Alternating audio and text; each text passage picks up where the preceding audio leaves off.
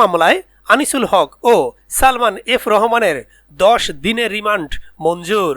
প্রিয় দর্শক, অনুরোধ রইল ভিডিওটিতে একটি লাইক দিয়ে আমাদের ইউটিউব চ্যানেলটি সাবস্ক্রাইব করে দিবেন এবং ভিডিওটি সম্পর্কে আপনার মূল্যবান মতামত কমেন্টস করে জানাবেন। কোটা সংস্কার আন্দোলন ঘিরে সংঘর্ষে এক হকারের মৃত্যুর ঘটনায় দায়ের হওয়া হত্যা মামলায় সাবেক আইনমন্ত্রী আনিসুল হক এবং সাবেক প্রধানমন্ত্রী শেখ হাসিনার উপদেষ্টা সালমান এফ রহমানের 10 দিনের রিমান্ড মঞ্জুর করেছেন আদালত। ঢাকা মহানগর গোয়েন্দা পুলিশের আবেদনের পরিপ্রেক্ষিতে শুনানি নিয়ে ঢাকার চিফ মেট্রোপলিটন ম্যাজিস্ট্রেট আদালত গতকাল বুধবার সন্ধ্যার পর তাদের এই রিমান্ড মঞ্জুর করেন।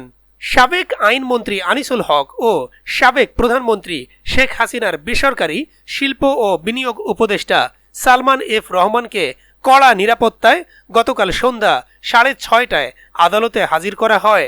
এ সময় আনিসুল হক ও সালমান এফ রহমানের বিচার চেয়ে ঢাকার সিএমএম আদালত চত্বরে বিএনপিপন্থী আইনজীবীরা মিছিল করেন।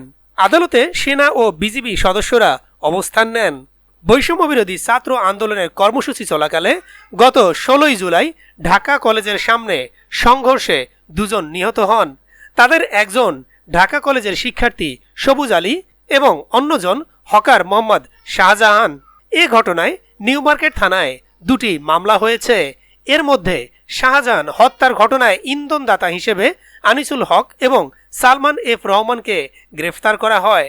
গত মঙ্গলবার তাদের গ্রেফতারের তথ্য জানায় ঢাকা মহানগর পুলিশ।